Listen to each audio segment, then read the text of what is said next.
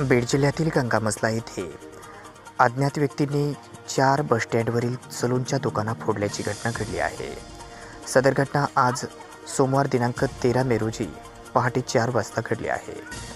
यावेळी घटनास्थळी पोलिसांनी दाखल होऊन सदरील घटनेचा पंचनामा केला. बीड जिल्ह्यातील माजलगाव तालुक्यातील गंगामसला या ठिकाणी बसस्टँडवर 4 सलूनचे दुकानं आहेत.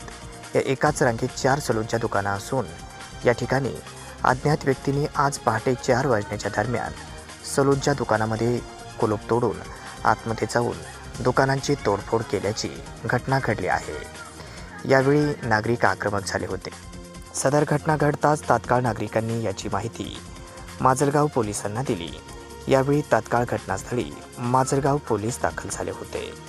यांनी घटनास्थळी येऊन सदरील घटनेचा पंचनामा केला व गुन्हा दाखल करण्याची प्रक्रिया माजलगाव ग्रामीण पोलीस ठाण्यात सुरू केली आहे.